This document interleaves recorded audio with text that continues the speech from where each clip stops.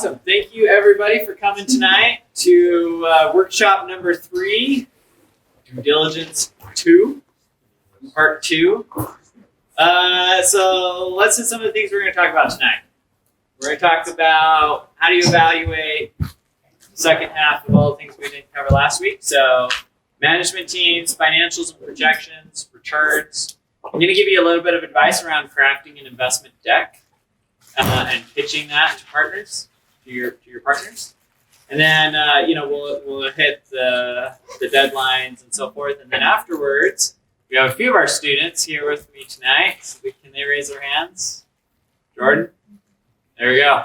So when we're done here, we'll go around and give you guys feedback, and like we do every time, and hopefully help you finish up preparing for your submissions. All right. So for your slides, just some heads up on what those should look like. So one, you guys are going to submit your investment memorandum this week. That could be in the format of slides. That's okay. It doesn't have to be in like Word. But the difference between that and a normal presentation is it has to be really dense. You got to include all the stuff because you're not going to have the chance to present it to us when we're reviewing it, if that makes sense.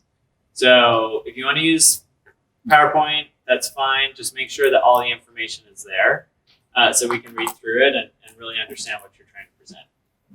But things that you need to cover in your memo or your presentation, you need to cover the offering, which we're going to talk about today. You need to cover the description of the business and the general business strategy. You need to cover the management assessment, the market analysis, the competitive landscape, the historical financials, as well as the financial projections, your exit strategy, and then projected returns, and then your investment thesis, which should be kind of a summary of all those other points, if that makes sense, right? You can think about an investment thesis as though, just like an elevator pitch for a startup, you're in an elevator and you got to talk about like why you're making this investment to somebody and be able to do so before the elevator opens, right? So just really quick. For the finalists, you're going to have about 10 to 12 minutes to present plus 8 to 10 minutes of Q&A. So, submit your memo. If you're selected to be a finalist, that's what you should be preparing for. And when you're kind of paring down your memo into a presentation format, that's about how much time you'll have. Also, really excited, we have our mentors all confirmed for the finalists. We have 5 mentors for the 5 finalist teams. We have people from Pelion, Album, Signal Peak, Epic Ventures, and who am I missing? Pelion. Anyway. And Pearson? Oh, Kickstart's econ.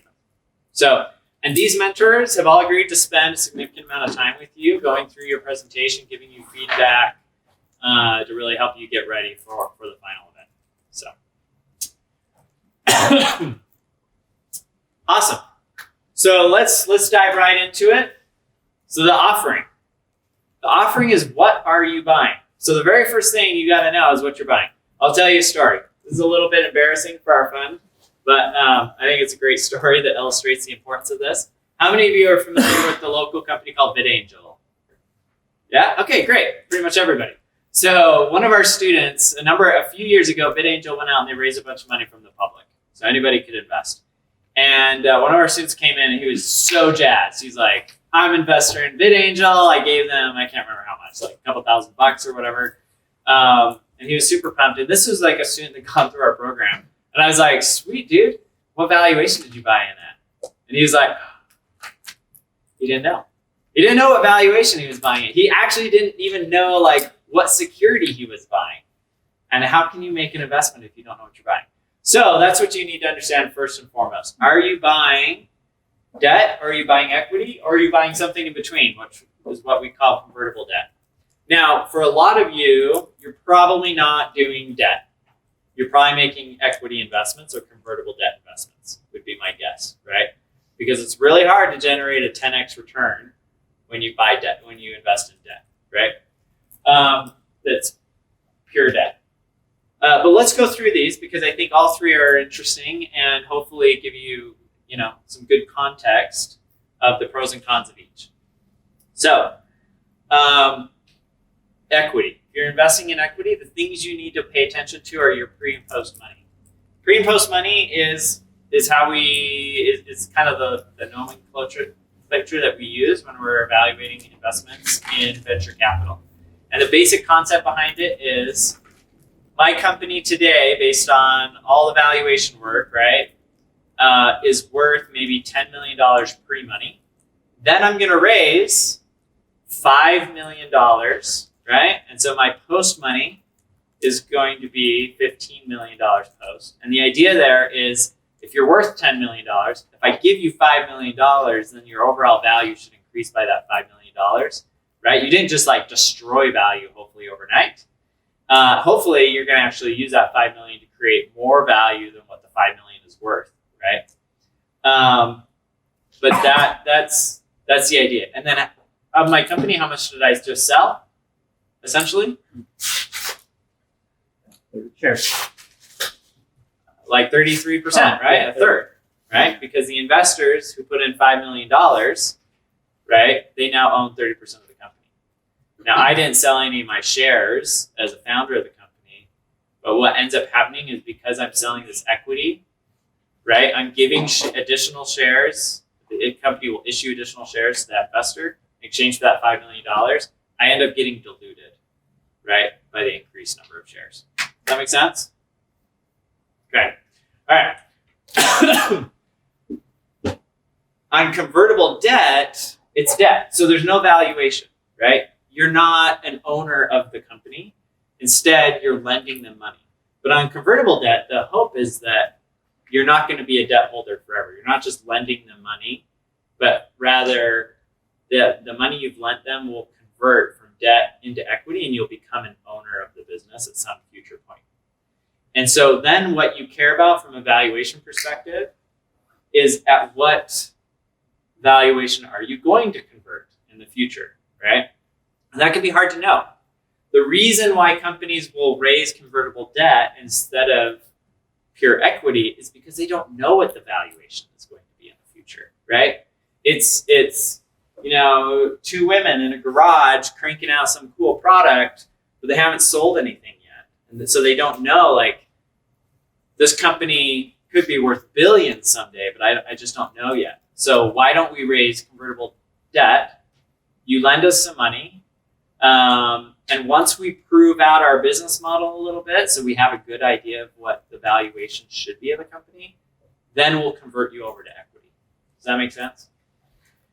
It's funding them a certain amount of money, and once they do something with that money, it becomes equity? Is that what you're saying? Well, so there are different triggers that will cause it to convert from debt into equity. Typically, the main trigger is you raise equity at some valuation. And so what happens is, if you're an investor, think about it this way. Well, let me back up. So if we're thinking about valuation, generally, when you look at an early stage startup, like a brand new company just starting up, and you put a valuation on it, all you know is that the valuation is probably wrong. And the reason for that is that if you just invested in the next Airbnb, you probably invested at a very undervalued valuation, right? Very cheap valuation. But if you invested in XYZ company that goes out of business 2 years, you probably overpaid, right? You invested in a valuation that was too high. Does that make sense? Yeah. The problem is that when companies are brand new, you don't know if they're going to be the next Airbnb or if they're going to go out of business in 2 years. And so that's where you get kind of this average, right? So Uber raised at a $3 million valuation. The people that invested $100,000 in Uber at $3 million valuation are going to pull out about $1 billion of value in that company, right? So you could argue wow, you got an amazing deal on Uber. right? But they didn't know if Uber was actually going to someday be worth, $50 billion like they are today, right? So that's the challenge. Now, if we extend that to a convertible note, right? Well, what if I come in and I invest really early in this convertible note, like $5 million, and then the company does extremely well, and they go on, they raise more money in the future. Well, my money is going to convert at the same rate, potentially, as those other investors that came in later down the road. That's not fair, right? I took a risk in the early days, so I should be compensated for that. So the way that entrepreneurs / investors structure these things in order to compensate for the risk that you're taking on is two methods. So one is a valuation cap, and the second is a conversion discount. So the valuation cap basically says, look, if I'm going to give you $1 million, if today on a convertible note, if in the future you just like knock it out of the park and you raise your next round of capital at $20 million valuation, like it's not fair that my million should convert at that $20 million valuation alongside all the other new investors. So let's agree to a cap of like $10 million, which basically means when they go out and they raise another, call it $5 million at $20 million pre-money valuation, right? So they're effectively selling 20% of the company to investors. My $1 million will convert as though the valuation was only $10 million. Does that make sense? Which basically would buy me double the amount of equity than what the later investors are getting. Does that all make sense? The other thing that they'll do is use a conversion discount. So let's say, in my example, I have a cap of $10 million, but the company actually doesn't knock it out of the park, and they raise it $5 million. Well, should I be penalized and have to convert then at the same price as the new investors coming in, even though it's under 10? No, like I still took additional risk. So what they do is they give you a discount, a conversion discount, which basically says, okay, you're going to get a 20%, let's say you're going to get a 20% discount, so that it's instead of converting in at a $5 million valuation, maybe I convert in at a $4 million valuation when you take into consideration the discount. Does that make sense? And the way that docs are written, it's basically the lesser of, well, it's not the lesser, but it's the greater of either one, right? So if it's over $10 million, they raise a $20 million valuation, then I'm going to get that cap, right, of $10 million. And if it's under $10 million, then I'm going to get the discount. But I don't get both, right? It's not like if they raise a 10, I'm then going to convert at 8, right? Whatever the cap is. Does that make sense? Yes. So is the industry standard to have like both stipulations on a convertible debt, agreement? Yeah, it's pretty common. Yeah. Now sometimes you'll see stuff that's like no cap, no discount, right? What's happening there then? You're going to convert at the same price as whoever invests in the next round. Those would be very, very entrepreneur-friendly terms, right? Because ultimately the entrepreneur is going to give up less equity in that case, right? All right. For debt, there is no valuation on debt, right? You're just lending some money. You don't really care about, what the company is worth. Yes. I was going to ask, does it come into play if there are other investors or other firms that are, or funds that are investing in the startup that have, say, an equity option versus a convertible debt? And do you generally tend to get that information from them, or does it matter? Does that have a play? I'm not sure I understand. So if there are multiple funds investing in that specific startup, and some of them have structured their agreements differently, say one is in equity, and the other is in convertible debt, is that important to know? Is that something you generally figure out when making a deal? So usually, you should know if that's happening because usually everybody's investing at the same terms. Okay. That's what you'd want That's to pretty see. standard. Yeah. And so what's typical, right, is I go out, I don't know what the company should be worth, so I make a convertible debt investment, right? Give them $1 million, let's see what they can do with it. They use that $1 million to build the product, get some initial customers. And then they go out and they say, look, we've got these initial customers, we're generating, $500K in revenue annually. If it's an enterprise SaaS business, so okay, we can apply a multiple to that. Maybe it's the company's worth $5 million. And then equity investors come in and they put in, $3 million into the deal. And at that same time, my $1 million then converts at whatever the terms of the deal were, right? Okay. So, but if you have multiple investors investing at like different types of securities, that's pretty interesting to know because that should raise some red flags, right?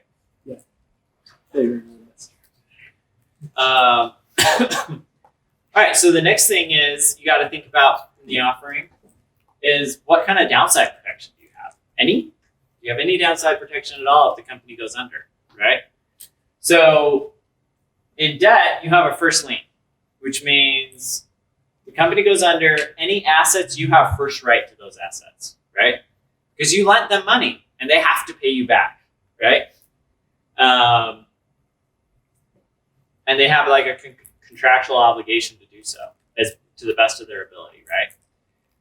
Once all the debt holders are paid back, the pure debt holders, the convertible debt holders, if they haven't converted into equity yet, they also have kind of first rights, right?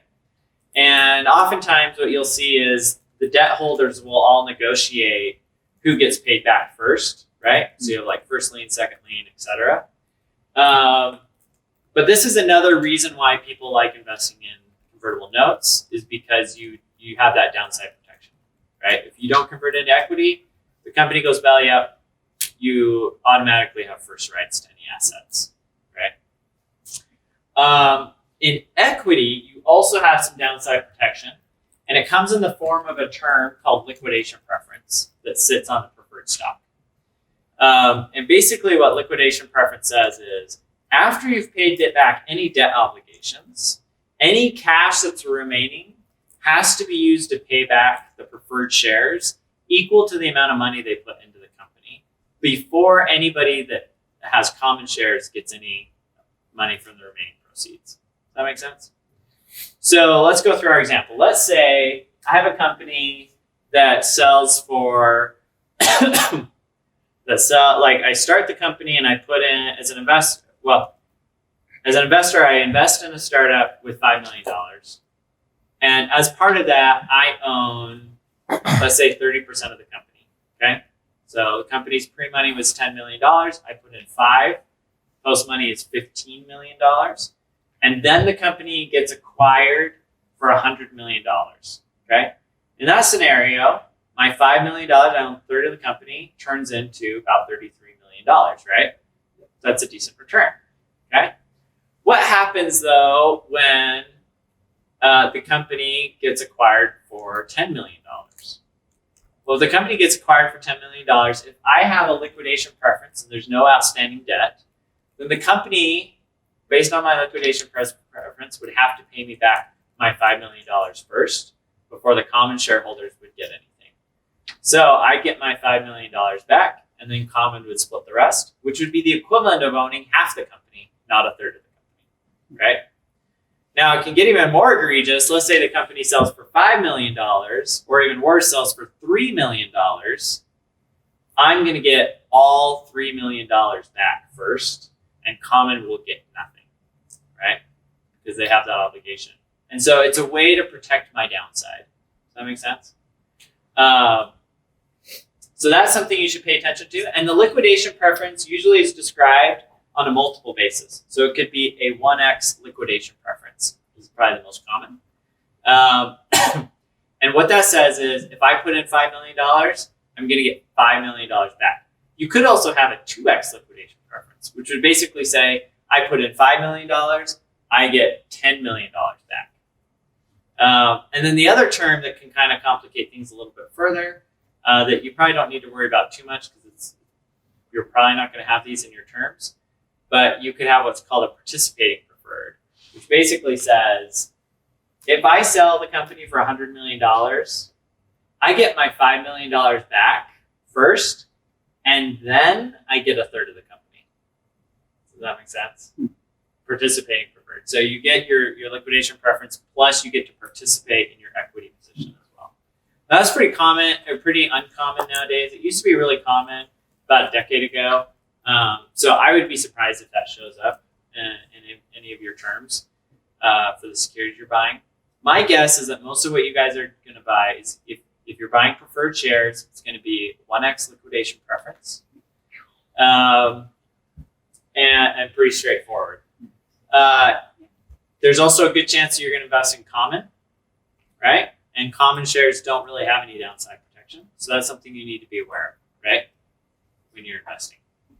Or you're going to invest in convertible notes, and they will carry that downside protection because they have that first lien advantage to pay attention to. The other thing is you have interest, right? So normal debt carries interest, right? Like a mortgage or whatever. Convertible debt carries interest as well, but it's called a PIK. A PIK stands for paid in kind. And what that means is that the company is not going to pay me, let's say I have a 10% PIK. The company's not going to shell out 10% of my investment that I gave them through a convertible note every year, right? If I give them $5 million and I have a 10% PIK, it's not like they're going to start, paying out $500,000 in interest annually, right? To me, what they'll do instead is they pay it in kind. So my debt position increases by that 10%. And then when it converts into equity, my original principal plus that interest will convert into equity. So it's another way for my investment to grow over time and to provide some downside protection as well as some upside in the investment. So I'll give you an example. We made an investment in a company called Trusted ID. And at the time, so let me back up. One of the reasons you might raise convertible notes is not just when you don't know what the valuation is in the early days. It could also be because you don't know what the valuation should be in later on in the life cycle of the company because you're waiting for some big milestone to occur. So I'll give you an example. This company was being approached by LifeLock at the time to be acquired. And they wanted to raise a little bit of money to put them in a very strong position from a negotiating standpoint. And they did it through a convertible note because it was hard to gauge what value should the company have, right? They're doing really well, they could be acquired, we don't know. And so we invested in the convertible note, and then the acquisition ended up not going through. They decided it didn't make sense. So fast forward, company's growing, whatever, and because we're sitting on convertible debt, we just keep accruing interest, right? Eventually, they ended up getting acquired by Equifax, and we ended up performing pretty well on the investment because we had accrued a bunch of interest, and we had a term in there that basically said if the company was acquired, they would have to pay us back double what we had invested. So that's where the interest can come into play and be really helpful, as well as some of the other terms in there. There can be other, Was it double and interest? So in that particular case, yeah. Okay, sorry. No, you're fine. Now there can be other terms in there. There could be buyback provisions. There could be dividends. A lot of people get excited about there's an 8% dividend rate or something. The reality is dividends end up never getting paid out for these types of companies. So it's kind of a red herring. You can ignore it. Buyback provisions. I guess the point with equity is that you can tie a bunch of other terms in there that give you a lot of control. So it's not uncommon in term sheets to see investors get board seats. They get blocking provisions, so they can say you can't sell the company without our approval. You can't hire somebody at the C level without our approval. There could be buyback provisions that basically say the company can buy back your shares at some predetermined price. There are a lot of different terms that could sit in there. So paying attention to if there are any other terms in there that could impact your security is important. Yeah. When you were mentioning dividends now not getting paid out, you're talking about preferred and common dividends. So usually what I'm referring to is dividends that are tied to preferred shares. So there's no obligations to get in the future. pay those? No, because the way it's written is dividends will be paid out at like 8% per annum if and when declared by the board, and the board just never declares them. So. Now, if at some future point you're in the company for like 20 years, and the company's super profitable and they're really not able to go public and nobody wants to buy them, then maybe you do dividend out those profits, right? And that's why the provision exists. But in 12 years of doing this, I've never seen a board declare dividends and pay them out. So, all right. Any other questions on terms? Great. So key points here. Make sure you know what you're buying. If you're buying equity, make sure you know what the pre-money is, the post-money. Make sure you know if there's a liquidation preference involved, and if there are any other key terms that could impact your investment. If you're investing in convertible debt, make sure you know if there is a valuation cap and what it is, as well as if there's a conversion discount and what that is. And you should also know what your interest rate is that you're going to pay out. All right. Management team. So evaluating management team is probably one of like the trickier things that you do as a venture capitalist. Because I can't get up here and be like, well, you got to look for A, B, and C, and if they got A, B, and C, then it's a go, right? Because there are a lot of different entrepreneurs, and a lot of them can be really successful. I mean, I can tell you things that like, if A, B, and C exist, you should absolutely not invest. If they lie and are dishonest, you should definitely not invest. If they're hard to work with, you should probably not invest, right? But short of that, like, man, you've got Steve Jobs, who's known for being a real jerk in a lot of cases, and could create this like alternate reality, when he was selling things, and he was an amazing CEO. And then you've got other people that are super humble and, not jerks and really nice, and they do a really great job. So, it's a little bit tricky. What do you guys think is more important? The horse or the jockey? The company or the team? What do you think? Yeah. The jockey. Why? Because no matter how powerful the horse is, that power has to be harnessed somehow.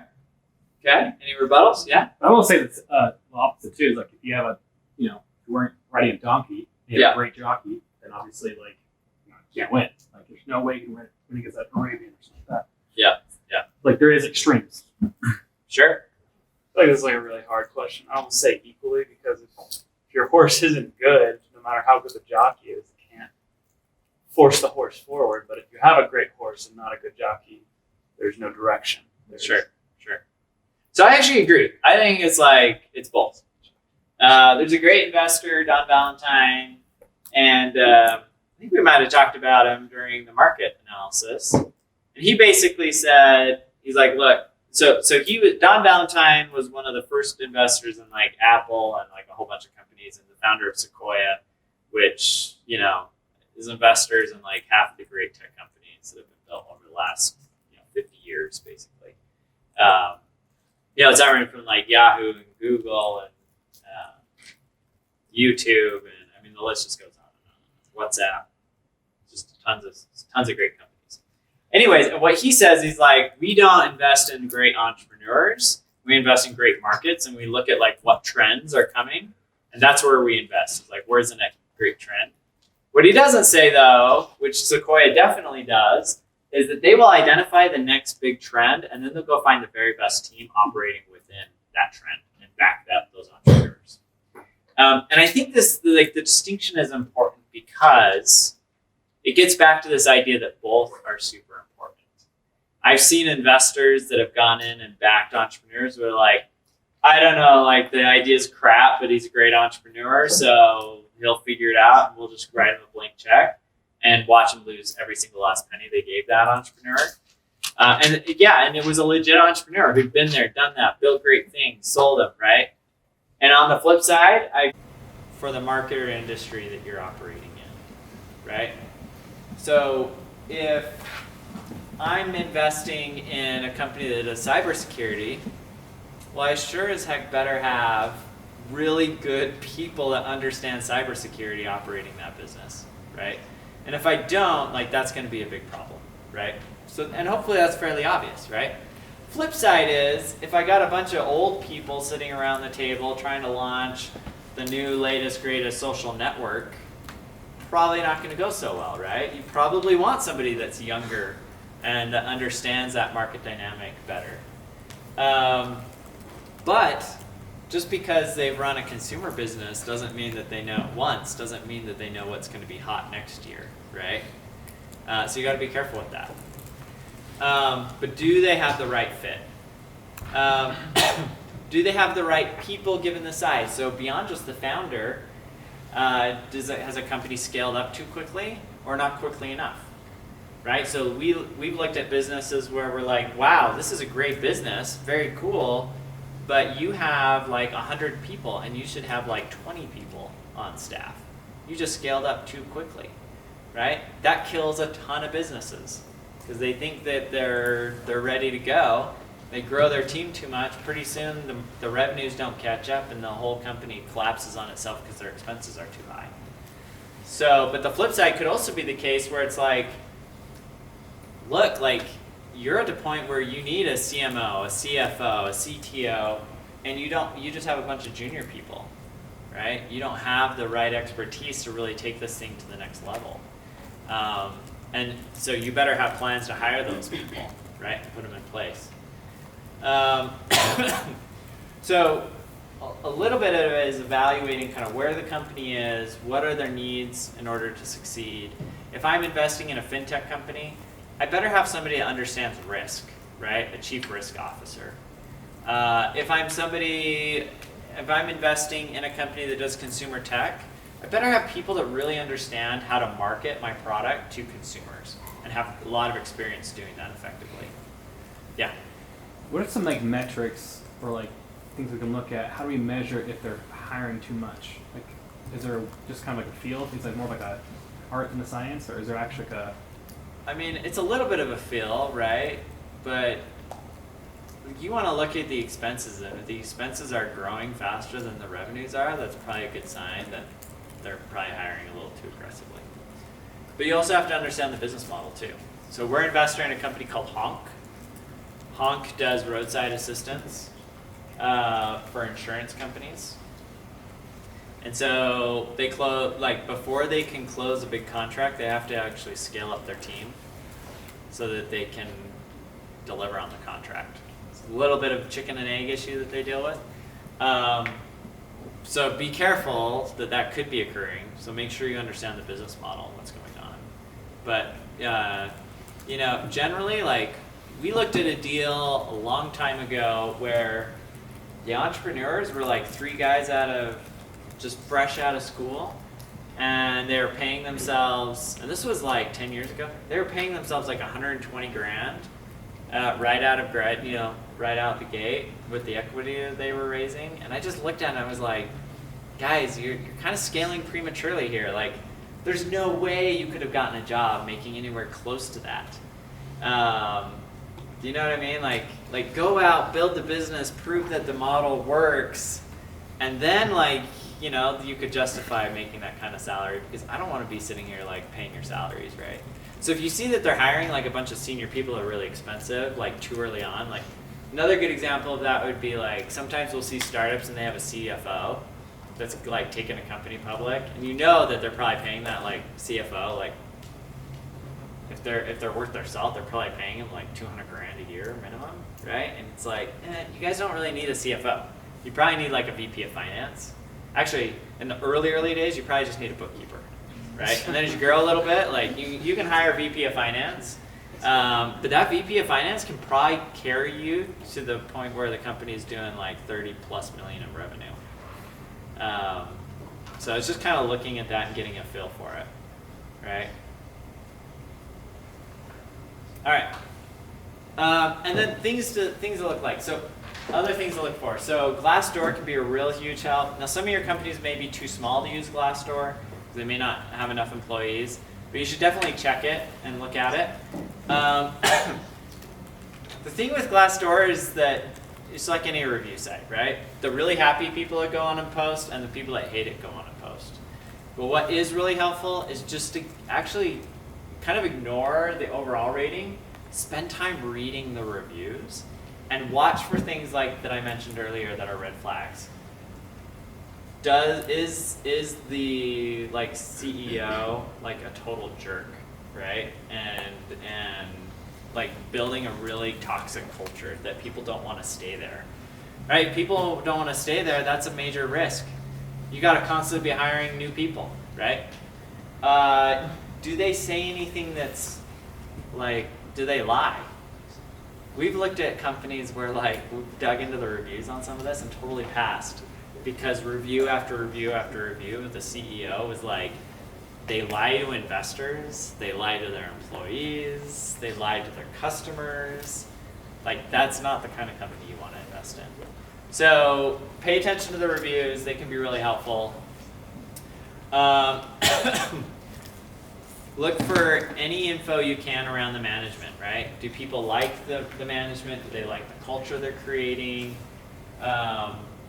I would also say though that like just because you have some bad ratings doesn't necessarily mean it's a deal killer. We're investors in a company that we absolutely love that doesn't have the best ratings in the world. And the reason they don't is because a bunch of their employees, probably like 80% of their employees, are kind of lower income, like warehouse workers. And they're warehouse workers. They don't really like their job is not that exciting or interesting, and like the turnover is decently high because that's just the industry they're in. But that doesn't mean like it's a bad company, right? It can just be the nature of the work. So that's why it's helpful to actually spend some time looking in the reviews. The flip side though is that if you have a company where the turnover is really low and people are loving it there, that can be an incredibly strong signal that this is a great culture, great team, solving a great problem, all of those things. And one of the ways to look at that is, especially if Glassdoor doesn't help you with that, actually looking at LinkedIn.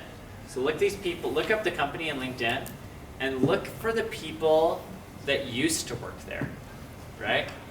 It can be usually a really good strong signal. So like, let's say you look up the company and you find out one of the co-founders just left, right? That could be a pretty big red flag, right? Like what happened there? Why did they leave? Is there something bad that's going on that caused them to search employment somewhere else, right? So look for those different signals. All right, any questions on management? I would say generally, just to wrap it up, you want people that are, here's the funny thing about management for entrepreneurs, is you want people that are like kind of crazy, but not too crazy, right? Because here's the thing, like starting a company is totally irrational. Like anybody that's smart should not start a company because the likelihood that you're gonna fail is super high, right? And so your expected outcome is like you're gonna lose money, right? But the flip side is that if you're crazy enough to do it, like you actually have a shot at building something really big. And so that's what you're looking for. You're looking for these people that are really smart, really driven, and just a little bit crazy from a perspective that they think that they can do it, right? Which is like there's a little bit of hubris in there. And that's okay. You want that. What you don't want is the person that's like overly cautious because they'll never take the risks and they'll never drive the company forward to achieve the success that's possible. Because they're always afraid of the company failing. All right, let's talk about financials. So this is going to be like pretty basic for some of you. I apologize. I don't know where everybody's starting, so we got to cover it from the basics. So what we're going to want to look at is we're going to want to look at primarily your income statement because that's going to be a pretty good measure of how the business model works, right? And how well it's working. So ideally, you'd have some historical numbers that you could look back at and see how well the company's operating, as well as being able to project things out forward. So an income statement starts with revenue. So if I provide a good or service, this is the payment for that good or service that comes in. And then there's going to be some cost associated with providing that good or service. That's your cost of goods sold, right? And then after you subtract that out, you're going to have your gross margin. And this is how much money you make for providing that good or service from like how much money you could take after paying for what it costs to produce it. And then after that, you have a bunch of these fixed costs, right? So you have sales, you have general things like rent and overhead. You've got administrative expenses, so that could be like the CEO's salary. And then you have marketing expense and sales expense. The reason I break those out is because you want to pay very close attention to your sales and marketing expenses, because those should be directly correlated with your revenue, right? If I spend a bunch of money on marketing, that should drive revenue back in. So you want to understand what those two numbers are. So those all fit as your operating expenses. And then after that, you're going to subtract out any interest expense or depreciation, because the government doesn't make you pay taxes on those. And then you'll figure out what your taxes are. And then after that, you have your net income and then your profit margin. Now, numbers to think about and look at that are important. So your gross margin is really important. And the reason it's really important is that if you have a high margin business, is what they call it, right? You're generating a lot of cash flow, hopefully, or a lot of profits off of selling your product, which allows you to basically reinvest into the company and cover lots of other things, right? It also makes your business hopefully a lot more scalable. So if I'm a software business, my only expense of delivering more software is the additional cost of like one more server, right? Especially if it's software as a service, right? Which should be really low, which should mean that I have really high margins. And as venture capitalists, we love high margins because hopefully these operational expenses are more or less fixed. And as the company grows, they'll be extremely profitable in the future, right? So that's important to look for. But then you also want to be watching your operating expenses, because as I mentioned earlier, maybe your marketing isn't quite as variable as the company would like you to believe it is, and instead is a key driver of your revenue. And so you want to be able to watch those two, right? Yes? So I guess a question that comes to my mind, like this all makes sense to me so far, but a lot of these companies that are in like Series A don't release this information. Yeah. How do you, like what I've done is I've tried like creating what I believe it to be based on like number of customers, price of the product, but is there like some way you can find this information? Yeah, so unfortunately, you gotta find companies that are gonna like give you some information, right? Which is part of the challenge of this case competition. But two, like, even if I gave you financials for the companies, it may not be super helpful in determining what the future is gonna look like, because they probably don't even know fully, right? Absolutely. So I think spending time really understanding the business model is what's gonna be the most effective, right? Because ultimately, even if you get financials from them, you then have to evaluate the financials to determine whether or not you agree with how they've projected things out.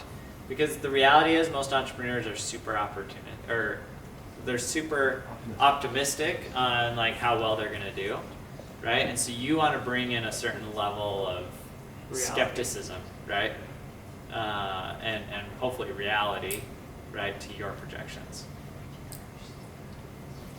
Which brings me to my next item. Well, actually, let's hit these things and then we'll talk about unit economics, which I think will help with that. So if you're evaluating historical financials, some things to think about are how have they grown historically? So have they proven, what have they figured out versus what have they proven? So what I mean by that is, when you invest in a seed stage, like an early stage company, there are all of these risks, unknowns that they don't know, right? We don't know if anybody's going to want to buy this product. We don't know if they do buy this product, at what price point they're going to buy the product in. We don't know if they buy it once, if they're going to buy it again, right? Like there are all of these different hypotheses that they'll have. So when you're looking at historical financials, you want to spend some time really trying to figure out what have they proven, right? So, you know, if you see like really good revenue growth, that probably means that they're solving a pain point, right? At a price point that customers are willing to pay. Now, is that the best price to charge for the product? I don't know, right? You should maybe spend some time trying to figure out if that's the case. You could also look at their marketing. So you could do a ratio of marketing expense to revenue, and then compare that ratio of marketing expense to revenue to other companies and see what that ratio is and how it compares. If the ratio is really high, then it means they probably haven't figured out how to market their product yet, right? You want to look at like, are they growing quarter over quarter, year after year? And you want to look at the type of revenue that they're bringing in. So sometimes what you'll have is a company will land one big contract and they'll have this big lump of revenue come in, but then they can't end up closing another contract. And so their revenue kind of looks like this, right? It's really bumpy. And so you want to be aware of that. It could be that the contracts they're closing are just really big and they're going to have lumpy revenue. It could be that they deal with seasonality, right? So when we invested in Instructure has like 2 points where they make a ton of money. I mean, they do a ton of sales in June, July, and then it tapers off, and then they sell a little bit more in like November, December. Super seasonal, right? Or you could have a consumer products business where it's like slow, ramps up at the end of the year, right? I would say in general though, if the company is generating revenue, to be interesting, they probably need to be generating at least 100% year-over-year growth. And in the really early stages, where they're only generating like a few $1,000s, like they should have much higher than 100% year-over-year growth, right? The other thing that you need to look at from a historical standpoint, if you can get access to the information, is what are the key drivers of the business, right? So what's their business model and what drives revenue? Is it marketing dollars? Is it the number of sales reps they have? Is it the number of users? Is it the number of transactions? Right, so I'll give you an example for each one. If I sell a consumer products company, there's consumer product, it's probably going to be driven, my revenue is probably going to be driven off of marketing dollars, right? Advertising dollars at the end of the day, right? If I have a company that sells enterprise software, marketing will help and be important, but sales reps are probably the bigger driver of my revenue. People calling up potential customers, demoing products, and kind of holding their hand through the sales process, right? Because large enterprises don't just like see an ad on a billboard and go and buy a $2 million piece of software, right? They need some hand holding to get through that process. If I have a company that relies on advertising dollars to generate revenue, then it's probably users that are the driver, right? Think about Facebook.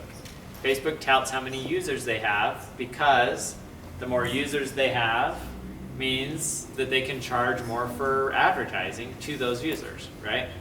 And so users are a key driver of their revenue. The other one could be transactions. So let's say I have a fintech company, right? You guys have all seen the billboards for Divvy up and down the freeway? Divvy provides a credit card, basically, for small businesses. And the way they make money, they give the credit card away for free. It's a free account, plus software, it's all free. The way they make money is every time that business uses that credit card to make a purchase, there's an interchange fee, and they take a cut of that fee. Like, the interchange fee is about 3.5%, depending, and they'll take a couple percentage points of that. So for them, one of the key drivers of their business is transactions. How many transactions are going on through the pipeline, right? So understand like what are your key drivers, and if you can look at it historically, you should know how much revenue does each sales rep bring in on average, or how much if I spend $1 in marketing, how many dollars in revenue do I get? Or if I have 5,000 users, how much revenue per user am I generating? That's a very common stat. You can look it up for all the different social media companies that are out there. Facebook, Twitter, Snapchat, all of them. They track all of that stuff. If it's number of transactions, how much revenue do I get per transaction? And then, does the growth make sense? So companies usually grow at declining growth rates, so be sure to step back and think about it. So oftentimes, the point there is you'll have these like hockey stick charts, right? But when you actually break down the growth, what you see is the company's growth rate, revenue growth rate, is accelerating over time. So we're going to grow 100% year over year this year, and 200% next year, and 300% the year after that. Well, that's incredibly hard to do. There are almost no companies out there that grow at an accelerating growth rate. It's hard enough just to grow at a constant growth rate, like 100% year over year. What typically is more common is companies will grow at like maybe 100% year one, and then maybe 50% in year two, and 30% in year three, and maybe it starts tapering off down in like the 20 or 30%. That's way more common than the opposite. And yet entrepreneurs will oftentimes pitch like, oh yeah, we're gonna grow 100%, then 150%, and then 200%, right? So spend some time looking at that and realize that like what they're projecting is not common or realistic. All right. Let's talk a little bit about unit economics. So unit economics would be really helpful when you're evaluating a business model because oftentimes a startup can kind of hide a bunch of performance data on their income statement because you're not looking at a unit basis. This is the old joke of like, if I sell a product for $1 but it costs me $1.10 for that product, like I'm not going to make it up on volume, right? I'm just going to lose more money the more widgets I sell, right? And so what you want to do is you want to look at the unit economics because it will tell you whether or not the company is giving away dollars for 50 cents, as we like to joke in the industry, right? So the first thing is you're going to look at like what's the revenue from just one unit, right? Or providing service to one customer. What does it cost me to provide that one unit, right? And what kind of profit do I get from a gross basis on that? And then you also want to look at what's my cost to acquire that customer, right? If I have a one-time purchase product, right? Maybe I sell mattresses online, right?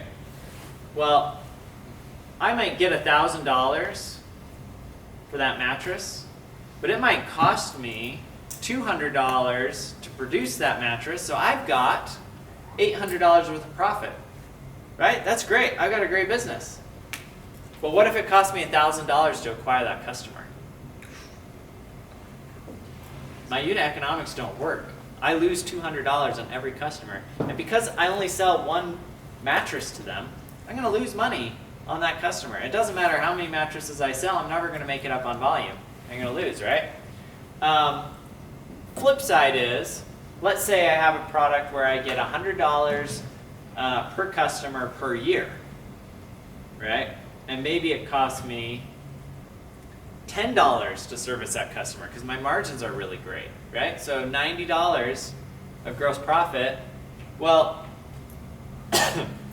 if it's every year, right? My customer acquisition cost could be $100, $200, $300. I could lose money on that customer for 3 years, and as long as they don't drop the product, after 3 years, and plus a little bit, I'm going to be generating profits off them for a long time. That's the beauty of software as a service, is that you can sustain much higher customer acquisition costs because you have this recurring revenue from the company. Does that make sense? So that's one of the things you want to look for, right, and really understand. Which gets into this next concept, which is it's not just the revenue you get for selling one product, it's the revenue you get over the lifetime of the customer, right? And so we call that LTV, lifetime value. Um, so again, in my example where I'm selling something for $100, if I assume that the customer will continue buying from me for 10 years, then my cost to acquire could be $300, and I'll have an LTV to CAC ratio, or a lifetime value to the cost to acquire a customer, of 3.3x. Well, that's pretty good, because what that means is an investor, every dollar I spend to acquire a customer is going to pay me back $3, right, of value. Now, the thing to keep in mind here is that entrepreneurs will sometimes play around with how these numbers are calculated. So they'll say lifetime value is the revenue, but is that accurate? Not really, because I can't take revenue home, right? So I got to take out like the cost to provide that revenue. So really, gross margin is more interesting, right? But I got to be careful because I got to make sure that all of my costs to provide that product are actually capturing COGS, because sometimes there will be like support costs and other things that fall in the operational expenses that really are variable and tied to that revenue. And so what you want is this concept of contribution margin, right? Which is kind of what this is getting at. So once I take out my cost to acquire and my cost of goods sold and any other expenses that are related to actually providing the service, right, that should give me a contribution margin. That's like cash that I can use to cover my operating expenses. And if my remaining operating expenses are truly fixed, then over the life, like over, the life of the company and into the future, like this company will generate massive profits even if it has losses today, right? So, in this case, right, revenue per year, $100, payback period, 3 years, right? Yeah. When a company's so young and so early, how do you normally gauge or calculate that lifetime value, or how long? Is it just looking at customers they've lost? So what you want to do is you want to look at their churn rate if you can. What's the number of customers that leave, right? Okay. So if you assume that all the customers are going to be there forever, right, minus some portion that are going to churn out, then you can use that churn rate to basically project how long a customer will be on the platform for. All right, so if you have 5% churn annually, then in 20 years you're going to have 0 customers from that same cohort, because you're assuming that, right, 5%. If I have 100 customers that I brought in month 1, right, or in year 1, then by year 20, if 5% leave every year, right? I mean, the math's not exact, but it's going to be close, right? It's going to drive down to basically 0. And so then you can basically say, okay, over 20 years, right, that's how much revenue I'm going to get from those customers. So churn rate's very commonly used to calculate your lifetime value. There could be other things, though, like my mattress example. How many times are you going to buy a mattress? Right? Churn rate doesn't really apply there, right? I might buy, the average customer may buy like 1.2 mattresses, right? We invested in a company called Urban Stems. They do flower delivery, flowers. And for them, it was really important to us that they had a business that got people to buy flowers from them on a semi-regular basis. What's interesting is a lot of people would think like, oh, Valentine's Day, Mother's Day, that's going to be 90% of your profit, your revenue, right? But they figured out how to create this customer experience where people will buy from them multiple times through the year, so that Valentine's Day and Mother's Day are actually not, they represent less than half of the revenue for the business. So people are buying flowers for like, congratulations, get well, whatever. And so we spent a ton of time digging through the unit economics of the business to understand like, how often do people buy flowers, right? Do they buy them just once? Do they buy them twice? And so we spent time like looking at cohorts to say like, okay, like over time people keep coming back and buying more, and so the average repurchase rate or the average order rate per customer was going from like 1.5 flowers to about 2.5 flowers over time. So spending some time like thinking about like how often are people actually So okay, first year you know how many customers they got, and churn rate, you can kind of track that for longer down the road, but it kind of gets mixed with each additional year.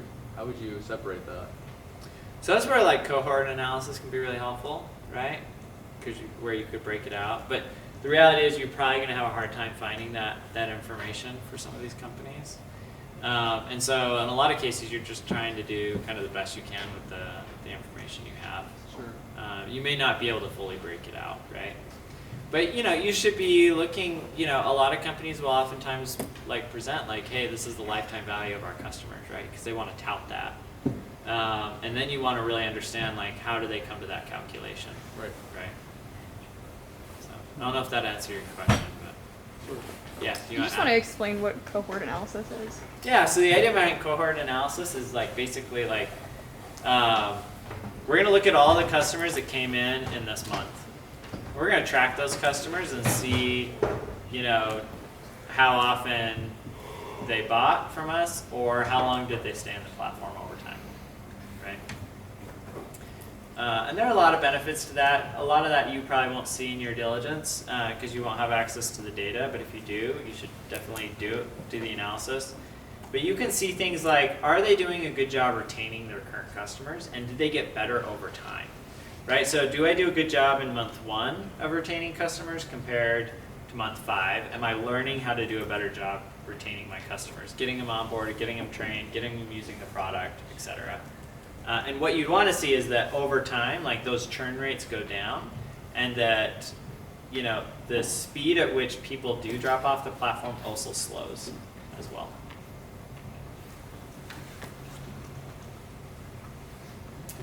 All right. So let's talk about projections. So once you understand the fundamental economics of the business, right? Like we charge software as a service, right? And we charge every month, or it's a one-time purchase, and this is how much we make, et cetera, et cetera. You want to then use that to build out your projections. Now, oftentimes the companies will provide you with projections, and that's where you want to actually spend some time digging in.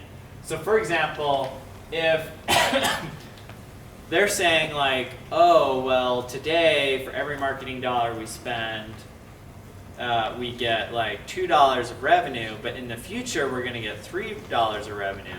That should be a red flag to you, right? There should be like some fundamental reason why they think they're going to get that like increase in marketing efficiency. And then it's your job as a venture capitalist to decide whether or not you think that's actually realistic.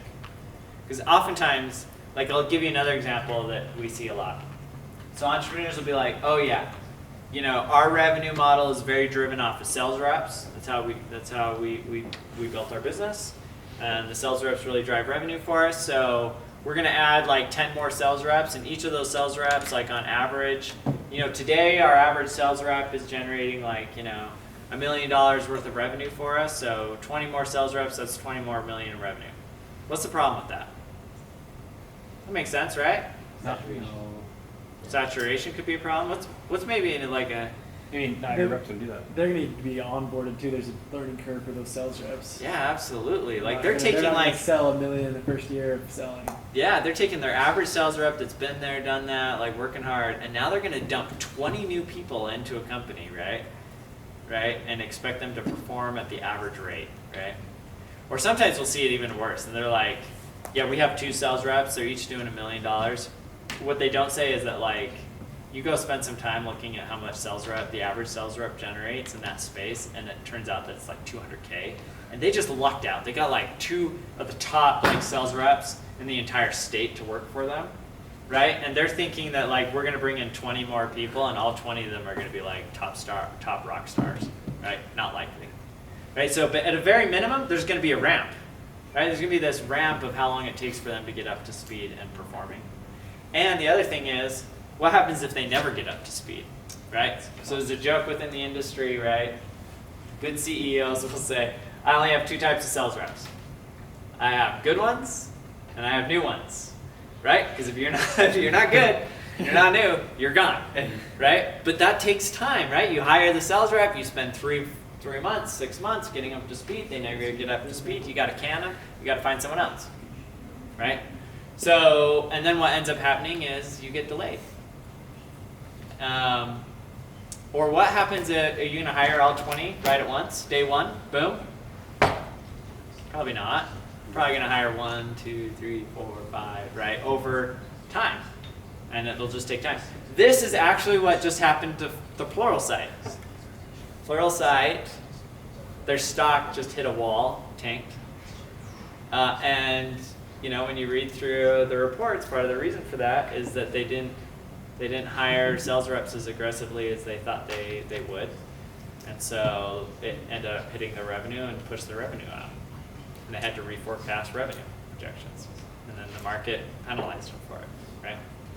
So spend some time really understanding like what are the key drivers and seeing whether or not you agree with them. One thing to think about too is, are they increasing the number of customers, or are they increasing the amount each customer will spend with them? And whether or not you think that's realistic.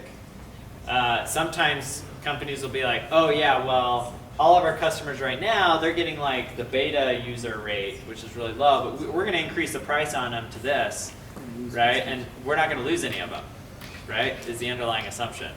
When in reality, they may end up losing a lot of them, and they may find out that they've overpriced the product and can't get any more customers either, right? Anyways, the key point here is actually spend some time understanding what's driving your projections and be able to defend it, right?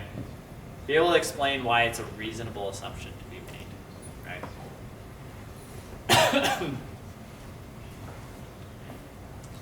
All right, any questions on financial projections? Yeah. Do you have experience with a firm that has really big customers or like variable consulting fees or something that's not going to be the same for every customer? And like every single customer is going to have a different valuation? Yeah, so in that case, we do have a couple companies that kind of fit that. But what you're looking for is kind of average contract value at the end of the day. At least try to get a rough ballpark on what it's generally going to be. The problem too is that if it's too bespoke, if every contract really is that different, right, you probably don't have a very scalable business at the end of the day, right? Because you're kind of customizing your product for every customer, right? And again, that's a place where like the expenses for that may be hiding in operating expenses when they should be showing up in cost of goods sold, right? All right, so I guess the one last thing I'll just mention on projections, you don't really, like if you have access to the data, great, show us the full income statement projected. I'm not really expecting that per se. I think if you have revenue and you have a strong buildup for how you get to that revenue and the growth, that's going to be sufficient for what you need at this point. Because the reality is the next section we're going to talk about, which is exit returns, your returns are probably going to be based more off of revenue than like your operating expenses, or you know. So revenue is usually the most important metric that we look at for early stage companies. You know, we work notwithstanding. All right, so let's talk about exit and returns. So the first thing is you got to understand what's your exit strategy. You have to be able to articulate that. So let's run through some examples within our portfolio. Blast. So we're an investor in Blast.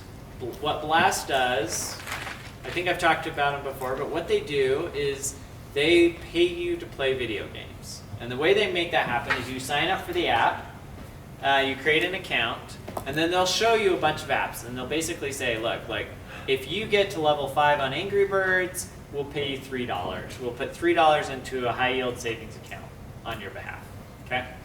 If you play this racing game, you get $1, right? If you know, it's those kinds of things. And then what they're doing is Angry Birds is paying Blast maybe $10 for every user that Blast gets on to download Angry Birds and gets to level 5, right? And so they're basically splitting that marketing fee with the user. That's how it works, okay? And then the idea is that like over time, like you have the savings account and you're kind of incentivized to save money into the savings account. And they have a bunch of other things. What do you think the exit strategy is for that kind of business? Goes public or gets acquired? Gets acquired. Why? And who do you think it's likely that somebody would want to acquire them? And why? Yeah. A couple different reasons why a company would want to acquire them. It'd be other like for example, Microsoft or a company that already makes video games, and it would probably be for the information that they have of who plays what for the longest, Okay. what deals work the best. Yeah, the information, the data is really interesting and valuable to companies like that. Okay, what else? Yeah. It seems like an innovation in like digital marketing. So Okay. maybe some digital marketing company would snap that. Okay. How much do kids that play video games do you think like to save? Not a lot. Okay, so if they've really figured out a way to get kids to save money, who else do you think might buy them? Financial institutions. Yeah, like a financial institution could acquire them, right? So there you go. That's your strategy, right? We just brainstormed a bunch of ideas of potential acquirers and why they would buy the business. So you need to basically articulate the same thing. Let's talk about ClassPass. You guys know what ClassPass is? No. Okay, so ClassPass is really cool. They basically, you pay them like $50 a month, and they'll give you 25 credits, and then you can use those credits to go attend boutique fitness classes. So that would be like going to doing a spin class, or doing CrossFit at a gym, or doing yoga like Core Fit or Core Yoga, or all those different fitness classes without having to be a member at any of them. So that's the basic concept. And the independent fitness studio benefits because they have this fixed cost, right? They have the space and they have the trainer, and then they just want to pack as many people into that room as they can, right? Because they'll make money if they can fill up the whole room. And so ClassPass helps these independent fitness studios do that by sending them people that aren't current members, but hopefully that they'll convert and become members. So what do we think? Could that company go public, get acquired? What do you think? Probably going to get acquired. Could get acquired. Why do you say get acquired? Because And who would buy it? There'll be other companies that see, or if they have all the contacts with different small businesses, a larger business or corporation will have to purchase them to Like who? take. Who's going to buy ClassPass? Be a large gym. A large Vasa. gym, maybe? Like Vasa? a nationwide gym. Why would Vasa buy it? They're kind of a Because they're competitor. well, Right, and they're looking kind at- of sending business to Vasa's competitors, which are these like small independent studios, right? Yeah. I was thinking actually IPO because it's sort of an entire industry changing how the whole industry works, and trying to force all these other big companies out of business, like a innovation sort of like Uber against taxis. How big is the market for fitness? It's big, right? Tens of billions of dollars. So it's a big market, so the company could get pretty big in size, hypothetically, right? And they really don't have any competitors. They have amazing network effects, right? Because like if they have a ton of users on the platform, they can go to these independent fitness studios and be like, hey, I can drive a ton of revenue to your business, right? And if they have all the fitness studios, all the best fitness studios on their platform, if you're a user, you want to be using ClassPass. So it's really hard for anybody to stand up a competitor, because it's like, if I stand up a competitor today, I got to go convince all the fitness studios to be on my network, and I got to convince all the potential users or members to get on as well. And it becomes a chicken and egg kind of problem, right? So really strong barriers to entry, operating in a huge market, being very disruptive in how they approach it, right? They could probably go public, right? So maybe that's something you talk about, right? And hypothetically, like, what are their margins? They're just a network, they're just connecting people, right? So like their cost is like super low. on a on a margin basis, so they've got like really healthy profit margins and could generate a lot of profits in the future, which is what public companies are going to look for. One of the key things though is, could they get to 100 million plus in revenue at some point? And ClassPass, I think, has already passed 100 million in revenue. And if they haven't, they could definitely get there, right? Do you have a question? Yeah, can you explain how ClassPass has barriers to entry? I think for me, I don't see them yet. Okay, so like I just described on the network effects, let's say you want to start a new version of ClassPass. How are you going to convince me to use you versus ClassPass? I feel like I would just choose a different market, like I'd choose different are they everywhere? They're everywhere. Oh, Yeah. they already are everywhere. They already are everywhere. They're nationwide.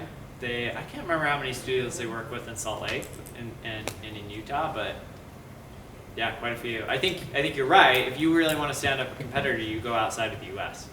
So their top competitors, there's one in Brazil, and they just bought their one of their other top competitors that operates in Southeast Asia. Sweet. So. Okay, thank you. Yep. All right, so I'm going to ignore these other two, but hopefully you get a feel for it.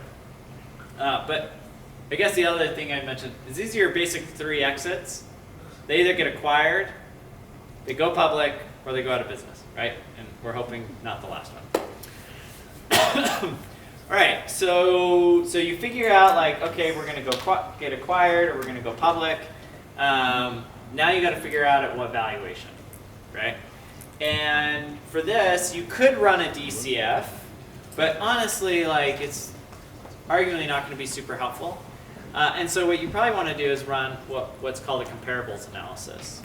So the idea behind a comparables analysis is you look at the valuations of similar companies, and you use different metrics and ratios of those companies and apply them to your company.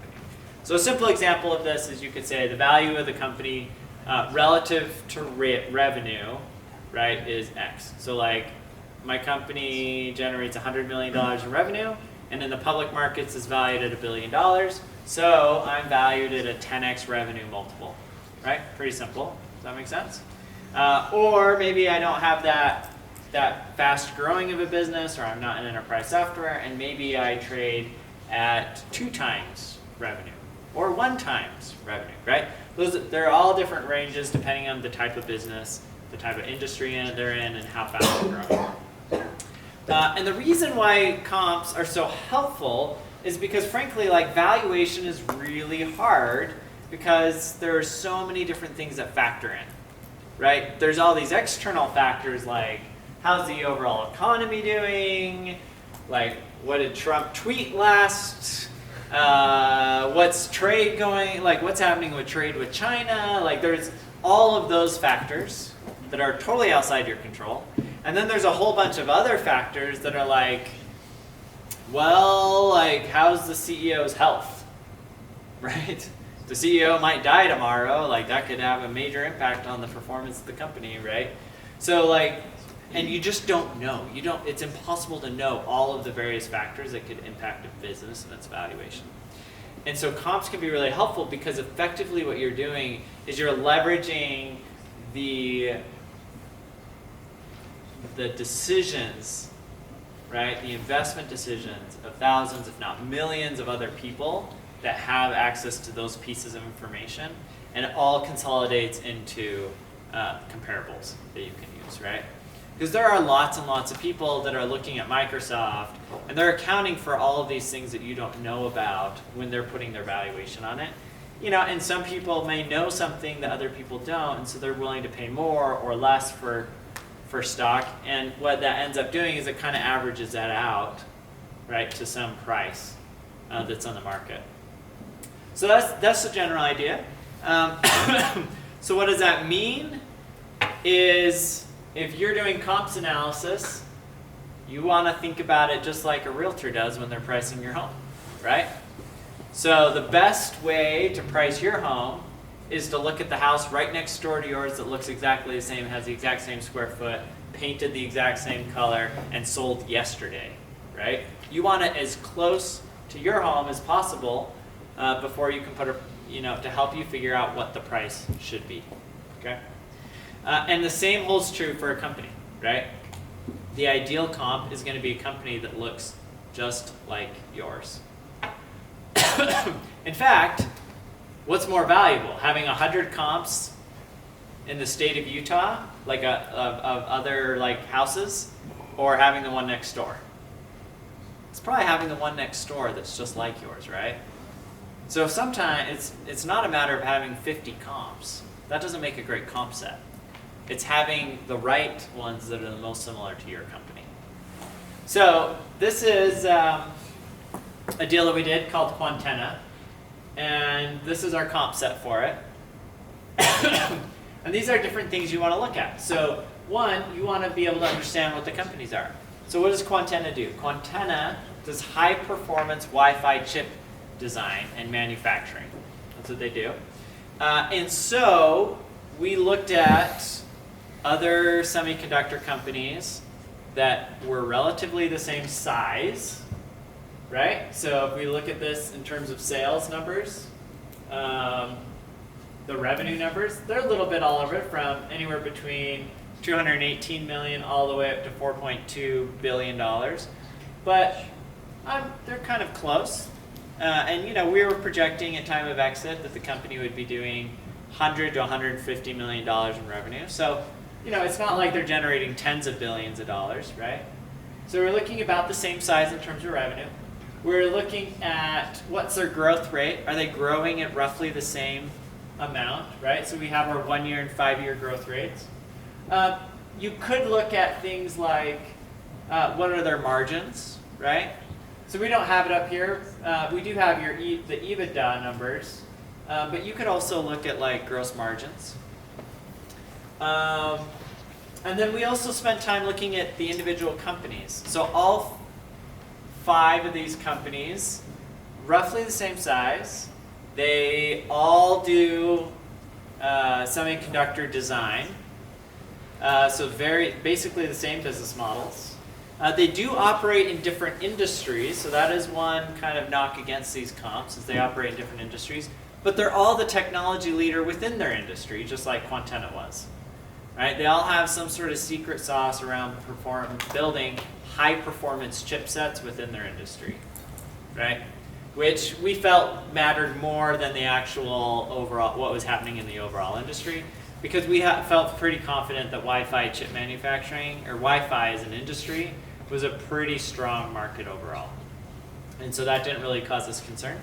And so then we found out what the enterprise value is.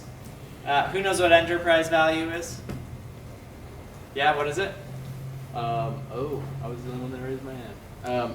So here's my understanding of enterprise value. It's essentially like, what do you owe, what do you own, and what is your equity, to kind of say like this is like the value of what you got going on. Yeah. So that's that's really good. The way I think about it is, if I want to buy the company outright and own all of it, that's my enterprise value. The equation is the value of my equity, so my market cap, plus the value of my debt, right, that's outstanding, minus the cash. And the reason why you subtract out the cash is, like, if I sell you my wallet with $10 in it, and you buy the wallet from me for $15, how much did you actually pay me for the wallet? $5, right? Because there's $10 in the wallet. Same basic concept, right? If I buy the company, I get to keep the cash, so you would subtract that out from the value that I would actually have to pay for the company. But in that case, I don't owe anybody anything on the debt side, and I own all of the equity, right? So that's enterprise value. It's like, I want to buy out the whole thing. Which is important because it's not the same as market cap. Market cap is just your equity. Market cap is number of outstanding shares times the share price, right? Which just covers equity. So you want both. So you want to find the enterprise value. Fortunately, all the major stock sites will track that for you. You want to look at LFY, so that's last fiscal year. You could also look at trailing 12-month revenue, whatever you think is going to be the most representative for what you're doing. I typically like trailing 12 months. And then, you could look at EBITDA if you think it's important. In this case, most of the companies were generating positive EBITDA. That's not often the case for like software businesses and so forth. So it may not be relevant for what you're doing. But revenue and then also gross margins might be more relevant for what you're doing. And then you can build different multiples off of that. So you could do enterprise value to revenue or enterprise value to gross profit or enterprise value to EBITDA, whatever makes sense for your business. And then you basically pull your averages off of that, and that should give you a rough average or a rough idea of what the company will be valued at in the future, and you just match that with your projections, right? I project in the next 5 years that the company will be generating $100 million in revenue. When I look at similar companies to this one that are publicly traded today, they trade for 7 times revenue, so I'm going to apply a 7x multiple onto 100 million. My company at time of X will be worth $700 million. If I invest today at a $10 million valuation and I end up owning 10% of the company, then in the future I would get $70 million back from that investment. So I'd turn $1 million into $70 million. That's a pretty good investment, right? Does that make sense? Pretty simple math. And that's ultimately what you're going to want to show. So here's an example of how it could look, right? So we have our historicals, we have our forecast, we have our comparables, then we have how much I'm investing at what valuations. It's going to give me different ownership percentages, and then I'm going to run my returns, and hopefully be able to demonstrate a range on, multiple. Am I going to get 10x my investment? And then also my IRR. So over what time period and what kind of IRR am I going to do? And if you don't know what IRR is, it's your internal rate of return. The idea behind it is how much my investment grows each year, right? On average, essentially. So if I make an investment and I have a 5% IRR, that means that over the next, whatever the time period is, right? 2 years, 5 years, whatever, it's going to grow by 5% each year. Does that make sense? So it can just be helpful in terms of being able to compare one investment to another. And Excel will help you calculate all those things.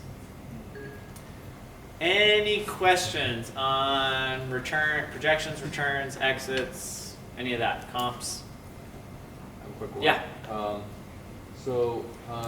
Last slide you spoke about look for the revenue growth and the margins. Yeah. If you're not actually studying the company, where might you find some of the margins, gross margin, contribution margin for comparable companies?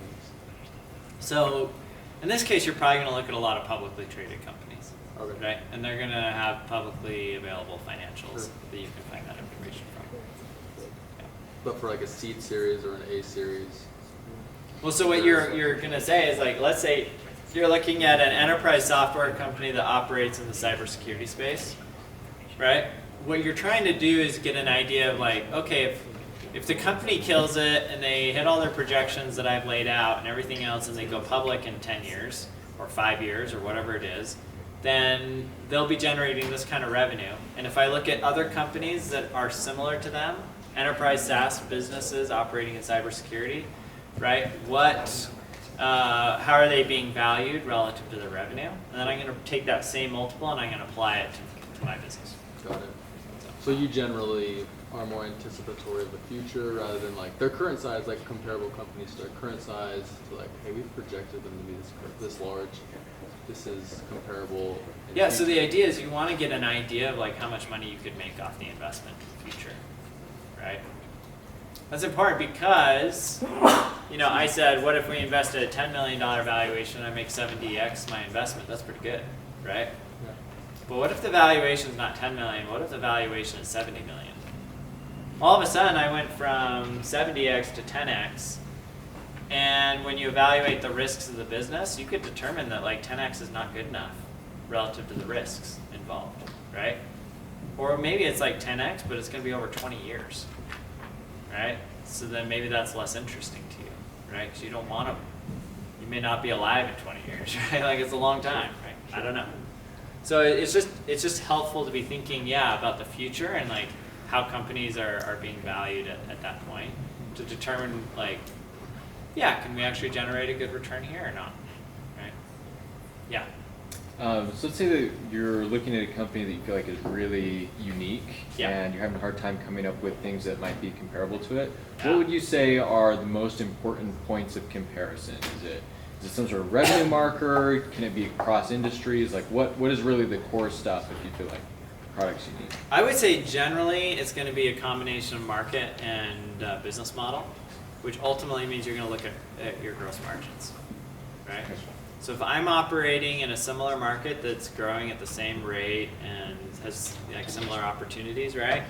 And remember, market can be what the market I'm currently in, or it could be the pain point that I'm solving that's solved in an adjacent market, right? This is like Airbnb. Nobody quite does what Airbnb does, but you could look at hotels, like hotel chains, and what the market they're in, right? It's basically the same overall market. And then you want to look at margins, right? So if I have a similar business model, and I'm in a market that's growing at roughly the same rate, right, I'm going to capture a lot of the most important things. Sometimes you could have margins that are like very different, in which case doing a gross profit margin or a gross profit multiple can help you like take those differences into account. So I could have a business that's growing at, or that has like 80% gross margins, and another company that has like 40% gross margins, and I'll actually just look at the gross profits relative to enterprise value, and that will automatically account for the differences in gross margin. Does that make sense? Yeah. So just a quick follow-up question with that. Would it be appropriate to have a comparable that's an industry comparable like Marriott, but then like for the Airbnb example, and then have another comparable that's maybe a startup, high growth company that's maybe in a little bit different of a market or focused on vacations? So then you have something that's same industry and something that also covers the startup basis? Sure, or another better example is probably like another marketplace company. So like Uber and Lyft are both marketplace companies, right? So maybe you use them as a comparable because they're going to have similar business models as marketplaces, right? But then you might also include Marriott and Hilton and so forth to give you access to how the market is valuing companies in the hospitality sector. Okay. Yeah, and try to triangulate there. Yeah, Bert? Other part of that, you can use a blended approach. You don't have to just use one multiple to apply on your total revenue, your total EBITDA. So the company, like Uber's a really great example of this, of where they have their ride-sharing space, but then they also have food delivery and other businesses that are also moving towards, and each of those different businesses are going to be valued in different ways. And so if you're having a hard time like creating one multiple to apply to the overall business, it can be helpful to like break it down into individual like segments of the business and then apply different multiples that are more appropriate to each of those revenue pieces. Yeah. For the investments you end up making, how accurate do you end up being, and what are the most common areas or like deviation or pitfalls? So honestly, when the companies hit plan, we end up being like pretty dang accurate, frankly. But that's a big if, right? Because there's all these other factors that can come into play that can make it really tough on a company, right? But ultimately, what you're trying to decide at the seed stage or in the early stage side of things is if the company is successful, right? If they figure this out, what's my potential return? And does that justify making the investment, right? Because it's all risk and reward. And it could be that you do your analysis and you realize, you know what, the risks here are insane, but the return is also insane as well, the potential return, so it's worth making that bet.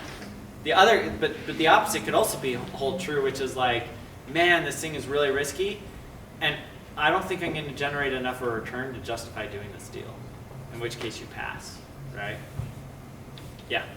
So we picked one of the 3 companies we submitted, right? But like, what if we go through the analysis, right? And we're going through like, wait a minute, actually this makes 0 sense. You probably shouldn't invest in this company. So as a memo we're turning in, like probably don't want to turn in a memo. Don't invest in this company, right? Yeah. You know what I'm saying? So at that point, would we have to just start over and pick another company, the other 2 companies, and? Well, that's kind of up to you. I won't tell you what you can and cannot do. Hypothetically, yeah, like you probably pick another company, which is why we have you submit 3, right? That sucks, especially if you get to the very end here, right? And figure that out. But you could also make an argument that, you know, hey, look, like maybe let's adjust our valuation of the company down. So there's an investor, Tim Draper, and he's quoted as, Tim's a little bit crazy, but he's quoted as saying, like, there's no bad companies, there's just bad valuations, right? So, yeah. In our models and financials as well, or kind of the exit strategies, are we taking into account, I know we talked about it one of the other workshops, but the reserves, or what we would be putting into that company in a Series B or a following round? If you want bonus points, sure, you can talk about reserves, but I don't know that it's required for this. Okay. I'll take bonus points. What other questions? Any other questions? All right, let's talk a little bit about investment thesis. So this is your summary. And again, this is kind of like your elevator pitch. So what does the company do, right? Why are you excited? What pain point do they solve, right? What's the market size, right? And is it growing? Why will the company win in its space, right? What is it about it? Like, what's the moat? What's the approach? What's that secret sauce that'll let them win and give them an unfair advantage over the competition? What's the historical traction and performance, right? And is that, you know, hopefully that's a strong indicator of the future, right? Their historical performance. What are the potential returns? Why does it fit with your fund, right? And then what's the amount that you recommend to invest? So this could look at something as simple as we are investing in a company called Pronto. And Pronto makes it easy for college students and hospitality workers to communicate in a very effective and easy way that resonates more with them than other current channels such as Slack, but also does it by maintaining their privacy better than like text messaging. Market here is really big because it's basically all college students, all hospitality workers, and all retail workers. So, you know, we're looking at probably like a $4 to $5 billion market size that's growing, you know, 5% annually. The company will win because they've already locked up contracts with the three largest LMS players in the market as the preferred vendor for chat services within those LMS products. And they've got in their pipeline some of the top hotel and retail companies in the country. From a traction perspective, they've got really, really strong user engagement numbers, right? And you could talk about what those numbers actually are, right? So you could say like 90% of their users engage with the product every day, right? For example. And when you look at other companies in this space, like Slack, they're being valued at extremely high multiples, and there are a lot of potential acquirers for this space. And so, you know, and those multiples go as high as like 20x revenue, right? So we think like, look, the company, even if they get to like $50 million in revenue on a 20x revenue base multiple, like this could be like $1 billion company, right? And we're investing at, you know, X valuation, and we're recommending $1 million investment in the company because if the company multiple, then this investment will generate, right, like 10 or 20 or 30 times, and basically return our entire fund off that one investment. Does that make sense? There you go. That's an investment thesis for Pronto, right? So you should be able to articulate a similar investment thesis for whatever your company is.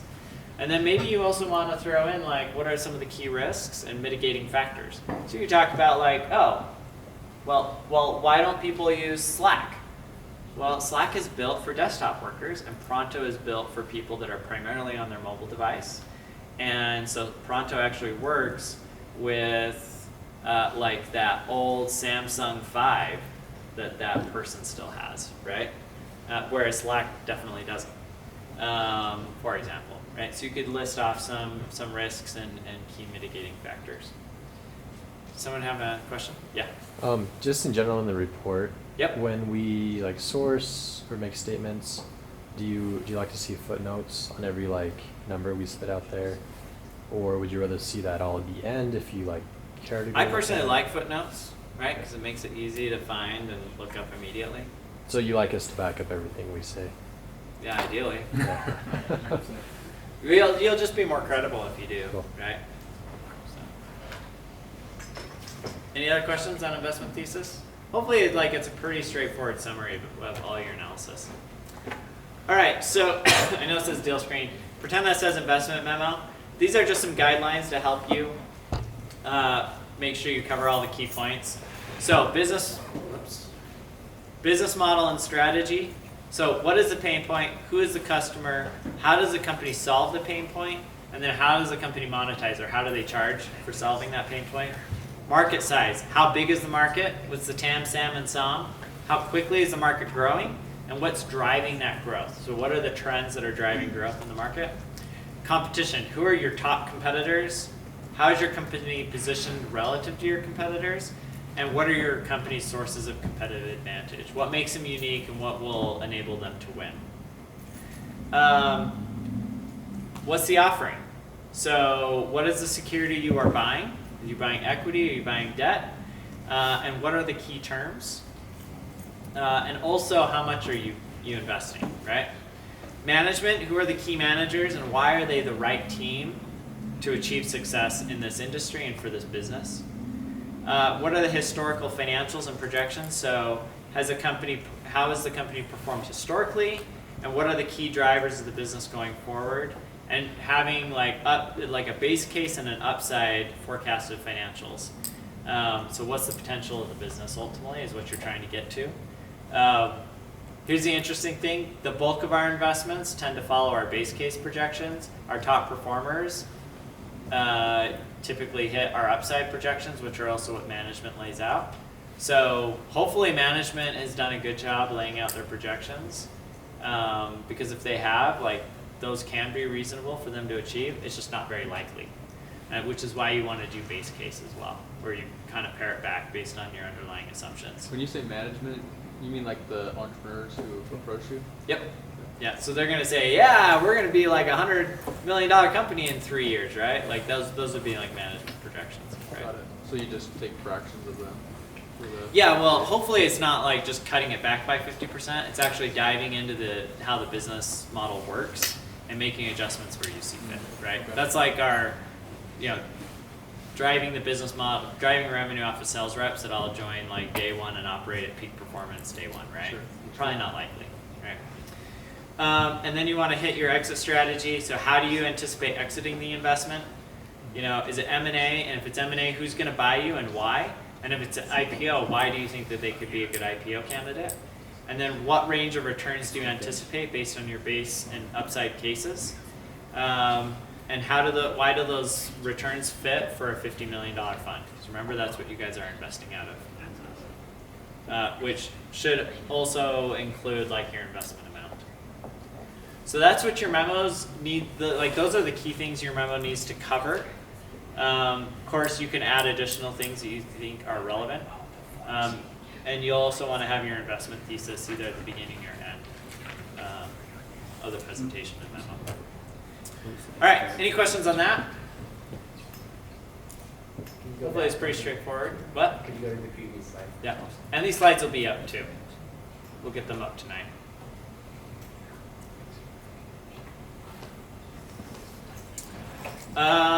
Okay, we're coming to the end.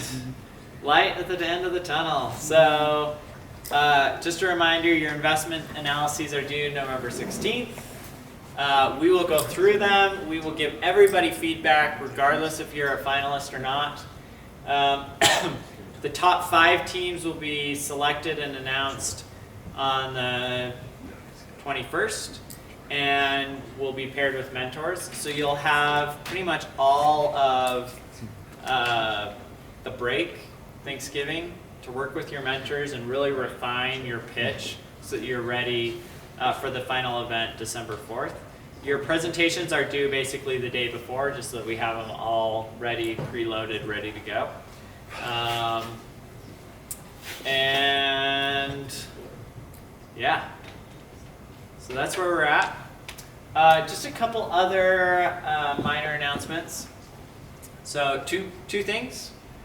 First one is we are going to be sending out a survey to collect income data. It's all anonymous. The reason we need the income data is because one of our partners, Synchrony Bank, is providing a donation to cover the prize money and a bunch of other things. And as part of that, they've requested just to be able to show that they're having an impact on students and those that are kind of low and moderate income. So we're going to send that survey out. It's all anonymous. But if you guys can help us fill that out, that'll enable us to raise money from them again next year, so we can put the event on again next year. So that's one thing. The other thing is we are in the process of recruiting for University Growth Fund. So if you've had a lot of fun doing this, highly suggest that you consider participating in our program. You can come ask me, Brooke, any of the other students that are part of the program what that experience is like. We'll be sending out an email regarding that, but basically applications for next semester are due Sunday at midnight this week. And then, if next semester doesn't work for you, we'll also be recruiting for summer, and that recruiting will happen in February. So yeah. Any questions before we wrap up? No? Great. Well, thank you everybody for coming. I'll spend a little bit of time walking around as well as some of our students if you guys want to ask questions or anything else where we can be helpful with your analyses. Thank you all for coming.